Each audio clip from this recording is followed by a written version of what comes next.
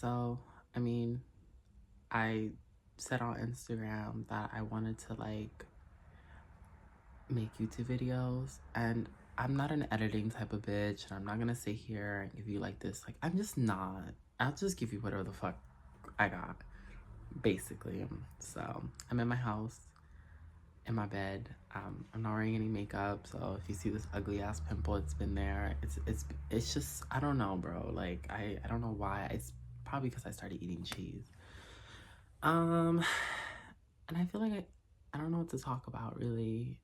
And that's like a big reason why I feel like really awkward in front of a camera right now, probably. This is not even like proper. There we go. I fixed it because it has a little bar thing. Those are my lashes. So before y'all like, she has fucking bugs crawling on her. I don't wear lashes anymore either. Damn, this is a rant. Boom. Maybe I wanted to do a video about things I hate and things I regret, because I have so many other things that I hate more than I have things that I actually fucking like. And people say that a lot about me. They'll be like, you always talk about everything that you hate and you can never say anything that you like. And it's like, because I hate a lot of things and I'm a very opinionated person. I'm very unhinged. And I'm not like ashamed of being unhinged. I'm ashamed of a lot of other things, but like being unhinged and like thing, I'm not like, I'm not. I like to share my opinions. I don't care. I say them. I say the first thing that comes into my mind. Um One of my biggest regrets that I kind of tell some of my other friends all the time. Oh wow, especially my other trans friends, I always tell them, I'm like, I wish I never told anybody I was trans. Like, I don't know why. I just feel like this thing of telling people that you're trans or telling people that you're in a certain community or thing, it's like, fuck, it's nobody's personal business unless there's a moment where they need to feel like they relate to you in some way. And it has its purposes. And I see why it has its purposes and its benefits for whatever situation. And I'm not saying that's not the situation for everything. I just wish I never publicly would have ever said it. You understand what I'm saying? If it's a romantic partner, somebody that I know personally that needs to know that information, then yeah. But if it was like a need to know basis type of thing, I would have been so much happier with it. And the reason why I'm gonna say this, people didn't know whether I was a girl or I was a boy or I was a they them. A lot of people didn't know. So a lot of my mutuals that I used to have on TikTok and Instagram and stuff were like, I didn't know anything. Like 50% of them, like more than 50% actually, it was like 65% of them assumed that I was just a girl, and the rest of them just kind of never really thought about it. And then there's that percentage of people who obviously assumed that I was a boy or something. Um, and to me, that was just like a thing of like, I didn't know that. And in my transition, I've never also been like the most vocal person either. I am very vocal about trans rights and stuff like that, but am I necessarily the most vocal person about me, my personal transition? No, I don't think so. Um, it's just one of my biggest regrets in life, and I feel like I'm already so deep in it, and it kind of sucks because people kind of expect me to talk about this, and it's really not an interesting topic to talk about, at least for me. In my personal opinion, it's like one of those things that is just so played out and so boring, and I feel like the world and social media, it's like it's hot new topic, and they're trying to warp it into something else. Like, I don't care. I'm a person. I'm a woman, and that's what I identify as, and that's who I am, and this is like everything about me. Like, obviously it's my perspective and my viewpoint. And I see everything from a woman's perspective because I'm a woman in this traditional sense of society. That's my place, and I know that's my place in the world, and I'm okay with it, and I'm not like that's just always been my place. Like, I don't know what to tell you. Like, I didn't have this realization that I was a girl. It was always kind of like, yeah, like my perspective has my mindset, the way my mind works, the way I work relates to this. I'm a woman, and this resonates with me, period. It was that simple for me, I feel like. Because I've always been such an introspective ass person. I've never been the type of bitch to not know what the fuck is going on with myself, and when I do, it's kind of like, ooh, when I don't know what's going on, it's a bit complicated. But, you know, I've always been very, like, aware. So for me, it was just a thing of like, I don't know why I did it. I don't know why I told anybody. I don't know why I felt the need to tell anybody. I think that was my biggest regret. I actually quite literally regret talking about anything trans. And the reason why I say that is because I have allowed people to have commentary on something that they should have never had commentary on. Like, it's almost like a opinion or a debate. And this is not an opinion or a debate about who I am. Like, there is no open question for it. You understand what I'm saying? Like, this is not some like, oh, she is a woman, she isn't. That's not up for debate. You don't decide that. You don't have that power. So it's kind of like one of those things of like, that's not up for debate. And you're probably thinking, Celine, this is very counterintuitive about talking about it. Leave me the fuck alone. I'm a walking contradiction. I do what I want. I'm an intellectual. I talk about what I want. I do what I want. So you're here, enjoy. So then I kind of like subconsciously still have like this mission because I'm such an intellectual that I want to like make people understand things.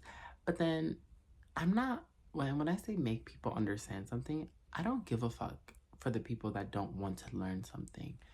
I think it's really important for people that do want to understand trans people and do want to care about them and do, like, you know, have like kids and things and people in their life that are trans and they're trying to have a better understanding and do research, or, you know, that one guy that started dating a trans girl and doesn't know what the fuck to do, which is most commonly what I write music about, kind of, or been writing a lot of new music about, which is what I mainly do. And I think that's the medium that I'm trying to like choose to express my feelings.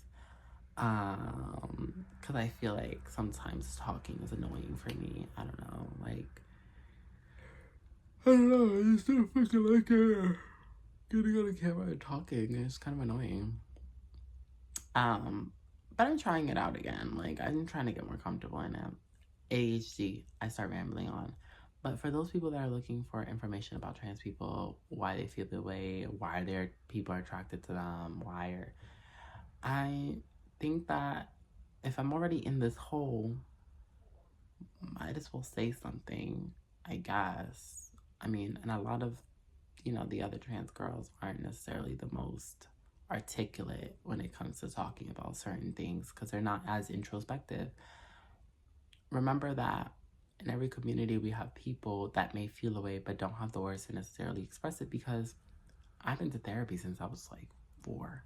So I have the skills and the self-awareness to talk about things on a different level than some people do, that, you know, a lot of other girls in my community don't have the privilege and their fortune to do, which really sucks. I mean, you know, I feel like there's also not enough nuances on transness and like trans women, and like not all of us are super hyper girly and super feminine. Not all of us have these dainty little voices. Some of us have huskier voices, some of us don't. Not all of us are caricatures of our own selves. Which is a key word that I said, caricatures of our own selves, because women feel the need to perform hyperfemininity, any type of woman. Trans women feel like they have to do it twice as much, and that's where you may sometimes get these over-exaggerated versions of femininity, which have their place and they have their moment. But trust me, eventually, like a year or 2 into their transition, these girls get very comfortable with themselves. They either stay in this hyper femme mode, but it's not a caricature of themselves anymore. And a lot of the shit that I'm saying is probably controversial, the way that I'm saying it, but it takes a very specific intellectual individual to understand what I mean. And if you want to purposefully misinterpret me, you're gonna do it anyways. And some people are literally gonna sit here and purposely misinterpret me by using the word caricature, and that's a very loaded word. So for me, it's just kind of like, I see some of these girls and they just kind of like take it down like 3 notches after like 2, 3 years. They're like, ah, okay, girl, like I, I felt the need to stop proving myself, you know. And I feel like people don't understand that sometimes transitioning can also be like a second puberty. So it's like you feel like you're 16 and you're like 20 something, and your body's going through so many changes, and you as a person are going through so many changes. So it's kind of like, what the fuck. Where I come in the equation of my perspective on those things is my personal perspective, you know, like it's personal. But I see a lot of the other girls who relate to me in that way. They just sometimes don't have the best way of articulating it. I kind of now just make music about. I'm at the point where I'm just talking about all my failed relationships with these men that I date, which is mainly the topic of like a lot of my music now. Like I said, I said that like 3, 4 times already, Selena, but I'm having these really complicated moments where, and maybe some other girls can relate to this. Actually, all women can relate to this. Doesn't matter if you're trans or not. You know that time, and I explain it this way because every girl knows what I'm talking about. You know that time when summer break comes and you're entering high school or something, and you come back and your tits grown, your body's shaped differently, your hair looks different, your face looks different, the hormones are kicking in, you just look like a fucking different person. Or like, and you have these new feelings, this new body, these new tits, this new fucking ass that you're like, where the fuck did my ass grow like twice the fucking size? You get to school and now all the boys are starting to look at you and you're like, what the fuck? Or maybe they never do look at you and then it's like, what the fuck? This, but you notice the girl who everybody's looking at and you're like, well, she had a fucking, like, she had a fucking glow up. Like, what the fuck, bro? And you're like, what the fuck? Like, and every boy's being at she's got her fucking tits grow. It's just fucking tits. So is she wearing a push-up bra? You know what I'm saying? So that's kind of like what it's like to be trans, but imagine that in your 20s. So I'm having like this moment that I think is hilarious, where a lot of the men in my life, like, mind you, these aren't men that ever shown attraction or flirting with me or like, you know, most of their romantic partners have always been just cis girls, you know what I'm saying? So like most of the guys that I've dated and or talked to, I'm 99.99% the first trans girl they've ever dated. And they never been curious about dating trans girls before. So my experience is very specific. Like I'm not saying that I've never had experiences with like chasers and like blah blah blah. Like I'm not saying that. I'm just saying like the guys that I've dated and had like emotional deep relationships with are usually guys who I'm cool with, or I met, or maybe I didn't even like them when I first met them. Some of them I couldn't stand them. I tell them all the time, I'm like, bro, I didn't even like you. I didn't even fucking like you like that. And I'm having this moment specifically right now too, which is funny, where this like five of my bros, right? I've known these niggas for a minute. Like I'm talking about like 2 years plus, every single one of them, like some longer than others. And they've seen me through every stage. Like they've seen me most of my transition. Like they see me completely flat chested and then sort of kind of flat chested. And if you're seeing this is my lip gloss stain. I wear it with pride. Leave me the fuck alone. I'm in my house. They seen me throughout my whole transition, bro. And I'm not the girliest girl, obviously. At least not all the time. Some people are like, hey, you should let your hair grow out so you look more feminine. To be honest, bro, I'd rather look like I'm a fucking lesbian. Like, that's my vibe. Like, borderline butchy lesbian sometimes. I like baggy clothes. I do like frilly, like girly stuff too. Don't get me wrong, I'm not saying I don't like that stuff. But again, baggy clothes, short pixie hair. I don't think it makes me look more masculine inherently. I don't think those things make me look more like a man or less like fishy or passing. Like I don't because I'm not viewing it in that way. I don't care. There are other girls in the world that look exactly like me and are cis. So I'm never assuming that somebody thinks that I look more masculine. And I'm not going to assume either that I look more masculine because it's just fucking stupid.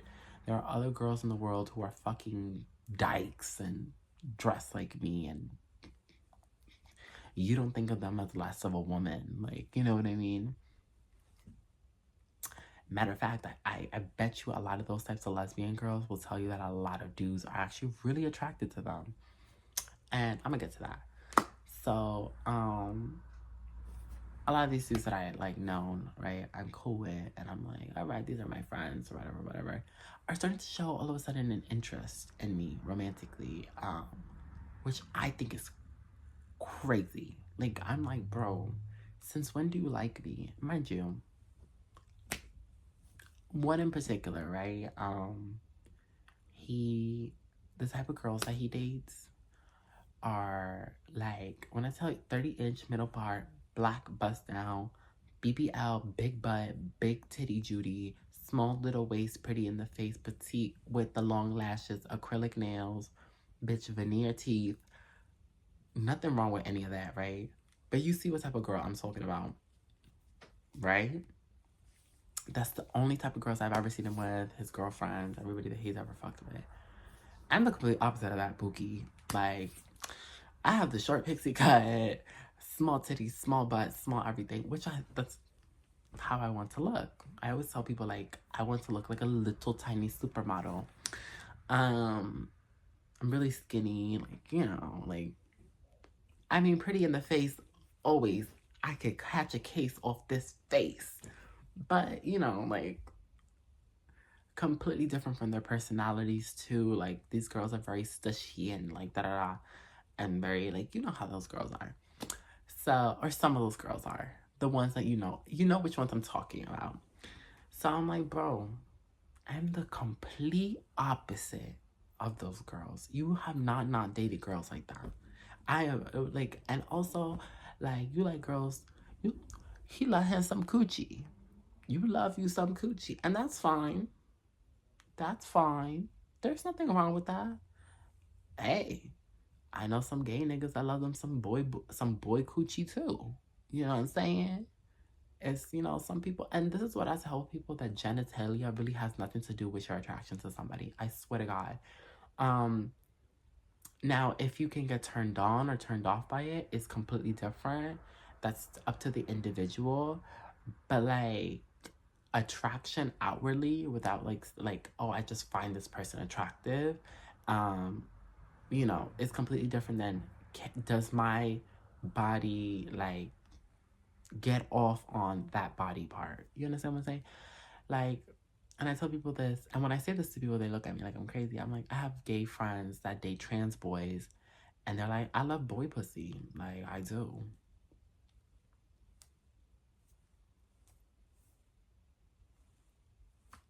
Now what? You cannot say that that dude is not gay, because he likes everything masculine about these boys. Like, and there's a lot of gay boys that are actually chasers, and that's a whole different other story. But so I'm just like, oh, you like coochie, like, you like girls with coochie, and that's fine. And there's girls who don't have coochies, and that's fine. Hey, hello, Princess One community, rise up, rise up. Because there's nothing inherently masculine about having a penis. Like, I tell people that all the time. Because in the bedroom, I'm the biggest pillow princess. And that general area can be very feminine too. Like, the princess one can be very feminine. It's up to the individual and their identity. And I tell people this all the time. And they look at me like I'm crazy. And I'm just like, you know what? Honestly, go try it out. Like, go find you a trans girl. Go find a trans girl and see how, a very cunty trans girl, and see how she lays there. And she just looks like a woman. Like, I don't know what to tell you. Everything's womanly, and I like, it's just, it's a vibe, it's an energy, it's a thing. I don't know how to explain it. So I told him, I was like, bro, like, I know that I'm still like a girl, but it's like, you have shown your interest in girls with coochies exclusively, and that's fine. Like, you know, sometimes people want to explore more things. And I had to sit down with him and ask him a couple questions. Actually, all five of them, I had to sit down and ask him a couple questions like, what's going on? Did you watch something? Because they're still my friends. So I'm like, did you get on Twitter and see something? Did you get on the darker side of Twitter? Why are we feeling this way now towards me? Is it just a me thing? I've had dudes where it's just a me thing and they never dated another trans girl besides me. That's actually a lot of the things that happen with me. It's like, it's just you, bitch. I'm like, all right, bro. And I think those experiences are like really beautiful and also really ego boosting. I'm the doll. But that's been my general experience for the most part. That's why I say like I'm not the best person to be asking about like certain trans experiences, because most of the guys that I talk to, it's just like whatever. And he and I just had the discussion, and it was just like, oh, like, I don't know, like, one day I'm on your Instagram, and I saw, and I'm just looking at your page, and, like, I'm looking at you, and I'm like, oh, she's so pretty. And I noticed, because he's been replying to my shit, like, oh, you look so pretty, you look so pretty. I'm like, oh, thank you, like, thanks, like, but he's doing it more than often, and he's the type of dude to not even say shit like that. I'm like, all right. You look good, you're looking healthy, you looking right. I'm like, the comments started to get more progressive. And then that's how we got to this discussion. And then he's like, oh, all right. Like, I don't know. You just started looking different to me. I was like, all right, bro. I was like, you do know what my anatomy is looking like. And he's like, because this is one picture. Because I'm not afraid of the princess wand. Like, I'm not uncomfortable. And a lot of the girls are like, oh, if you're not uncomfortable with their your princess wand, then you aren't trans and you don't have dysphoria. I'm like, that's not necessarily the case, because I don't let me having a princess wand or me having a coochie define whether I'm a woman or not. And what if I'm just not ready right now at this age to undergo my SRS? You know what I'm saying? What if I'm just not ready?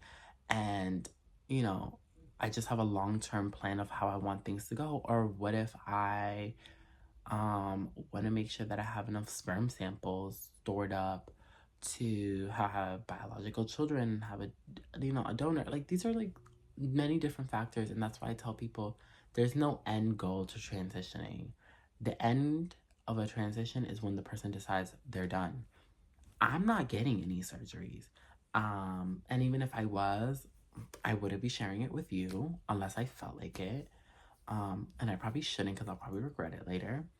But it's kind of like you know what I'm saying? Like, I didn't want no big ass titties. I don't want big boobs. I always wanted small boobs. I wanted max a B cup. My boobs were getting really big at some point because I was getting a lot of weight, and I didn't like it. And I was like, I'm not with this. I don't like this. I don't feel comfortable in this. No, thank you. My ass got really big at some point because I was getting so much weight. Because I gained weight in my ass, my thighs, and like my boobs, and nowhere else really. I didn't like it. I was like, I'm sorry. I'd rather be on the thinner side, or on my thinner side, quote unquote. Mind you, I was like 150 pounds. I'm like 5'9". That's the most weight I've ever had, just in my life. I've always been a very relatively skinny, like, little pencil stick. And I'm just figuring out things that I like and didn't like. And it's all right, my shit died. I mean, not died. It ran out of storage. But yeah, it doesn't matter if I'm fluctuating in weight or whatever. And bodies are like seasons. Sometimes you're a little bit chubbier. Sometimes you're a little bit skinnier. Sometimes you're in between. So that's on that, right? So I think I fixed it. Anyways, back to this conversation I was having with this male friend of mine's, or whatever. There we go. I was telling him, I was like, listen, I'm not the type of girl to be very shy about my princess wand, and I'm not like ashamed of myself or like anything like that. Like, I don't, You know, like, all right, is this even something that, like, if we were to, would this be even something that you'd be comfortable with? You know what I mean? Like, is this something of concern to you, sir? Um, and then he was just kind of like, I don't really care, and I don't think I'm gonna care. But if it does happen, you know, what are we gonna like necessarily like? Is it okay if I like react? Like, if we talk about it? And I was like, yeah, bro. Like, honestly, just speaking in general, if you're with a partner, and it's their first time with anything, you know, you wanna be able to communicate and be able to be like, we could stop this at any moment in given time, because I don't want to have an interaction where you're not happy and I'm not happy. Like, we both need to be comfortable with the situation. Wow, I love it's this one dude. He pisses me off. Like, bro, I'm about to get a Thule one day and just out the window to that specific car. Um, yeah, just drive off, bro. It's they're idiots. Anyways, so I'm like, so, and not even to tell my business, because I don't really give a fuck. I'm a very open, free spirit. I don't think anything adult and is bad at all. I don't have this negative connotation to it. I don't know. Some people are very like, I don't really give a fuck. I'm the type of bitch to be like, we fucking, and that's not to, and it's not to say that I'm fucking every dude that I meet. Like, that's not, I'm very particular. I'm very picky. I had my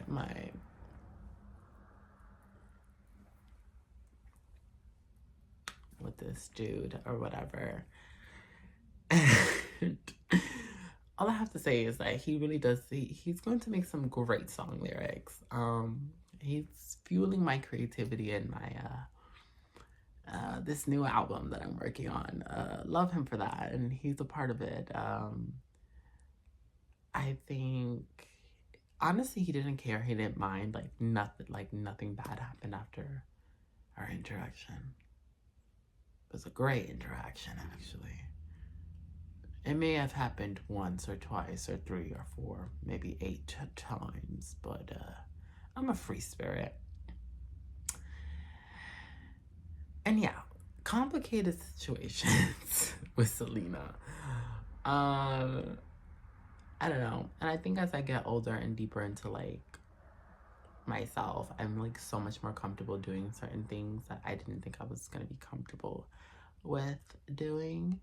Um, you know, and that's been like my situation with that man, and my situations with a couple of my other friends. Not that I had a menage a trois or anything with any of them, but um, it's just kind of been like, I don't know. I am very into this whole thing of exploring different levels of depth of relationships. Um, I had a very hard time sometimes confusing love and intercourse.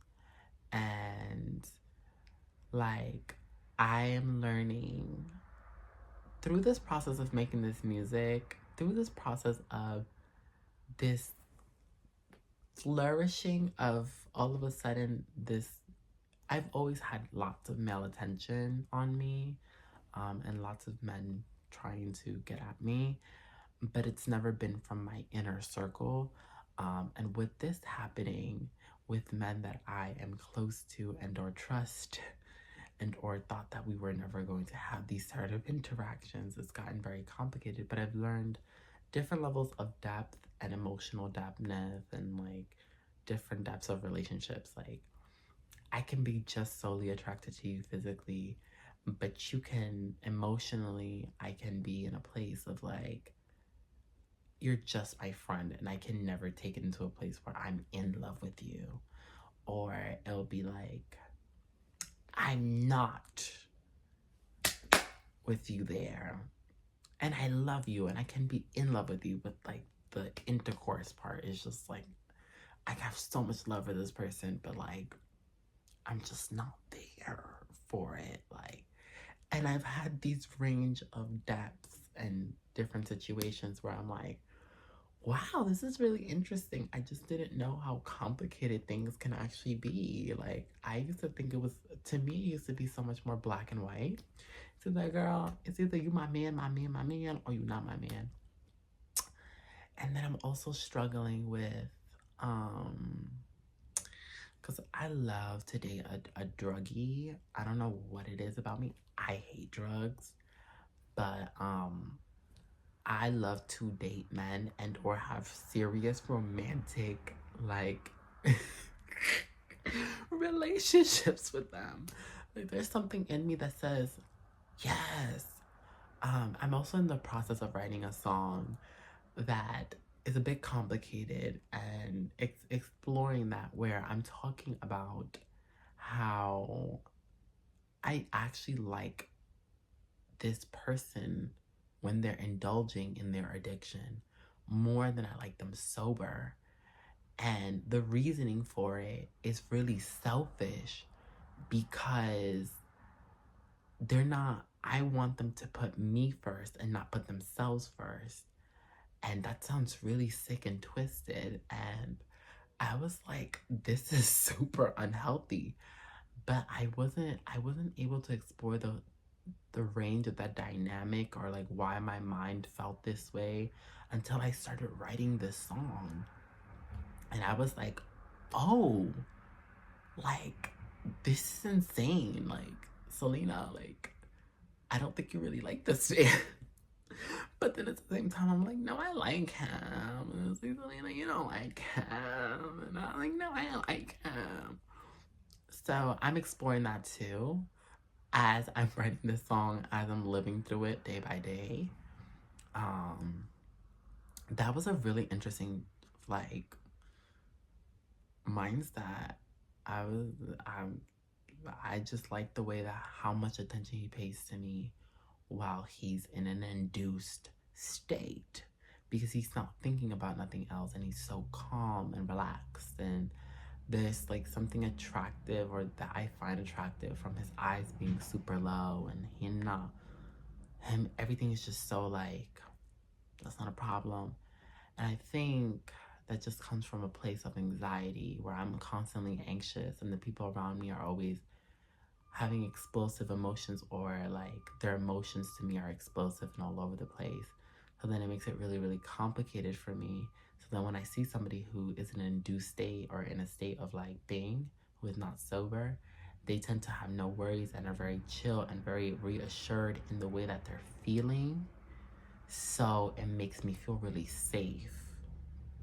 And that, my people, is introspectiveness. That is range and depth and whatever the fuck you want to call it, you know? And that is taking my songwriting to another level. And I really want to explore it even further in the studio. And I think the hard part for me is going to be able to convey that in a song.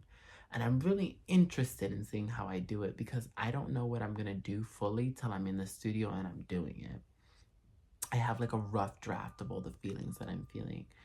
And that is a really interesting thing that I'm willing to explore with my relationship with men. This motherfucker, like I cannot, when I want to record, I would like crazy. I, but I'm so interested in that dynamic of that. And it excites me. I like dark, morbid, twisted relationships. Um, because there's so much to find out about yourself sometimes. And a lot of people are always on this fake kumbaya bullshit. Um, Over positivity is intoxicating and is negative. And too much negativity is negative, of course, too.